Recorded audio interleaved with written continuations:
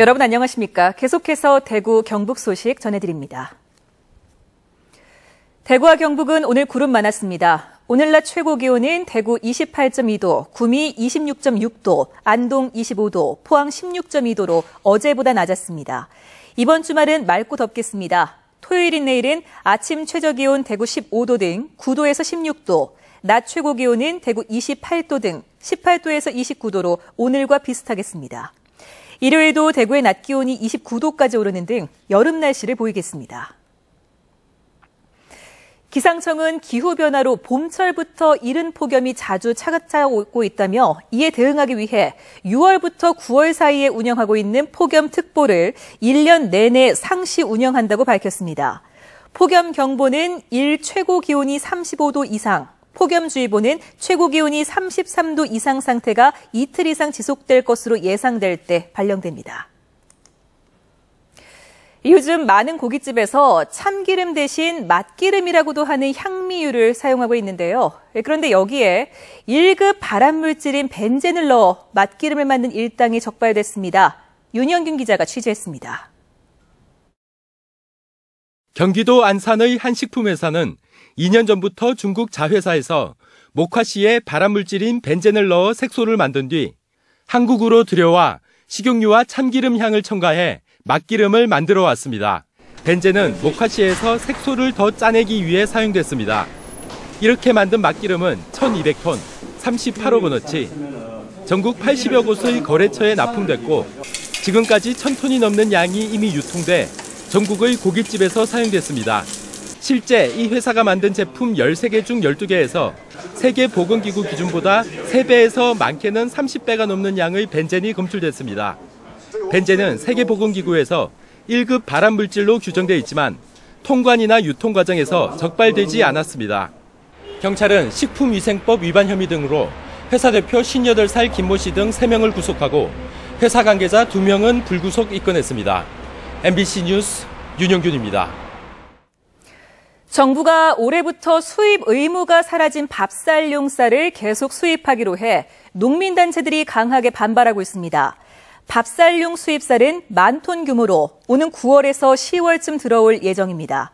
농민단체는 쌀 관세화로 수입 의무가 사라졌지만 정부가 미국 등 쌀 수출국의 압력에 굴복했다고 비판하고 쌀 추가 매입으로 안정되고 있는 쌀값이 다시 떨어지게 될 것이라며 반발하고 있습니다. 원자력안전위원회는 어제 전체 회의에서 기존 원전 반경 8에서 10km던 방사선 비상계획 구역을 20에서 30km로 확대해 재설정했다고 밝혔습니다. 그러나 월성원전의 경주와 포항 쪽은 21에서 28km로 상대적으로 좁게 설정돼 시민환경단체들은 후쿠시마 사고 당시 50에서 60km 지역까지 고농도로 피폭됐던 만큼 최소 30km까지는 비상계획 구역에 포함시켜야 한다고 요구했습니다. 국토교통부에 따르면 대구의 지난달 전월세 거래는 4,500여 건으로 전달보다 15.7% 줄고 경북의 전월세 거래는 3,200여 건으로 전달보다 24.9%나 줄었습니다. 국토부 관계자는 봄 이사철이 끝나 전월세 거래가 다소 줄어든 가운데 최근 들어 주택 매매가 증가하면서 전월세 감소로 이어졌다고 분석했습니다. 경북 동해안의 특산물인 대게가 최근 7년 연속 어획량이 많이 줄어 어민들의 속을 태워왔는데요.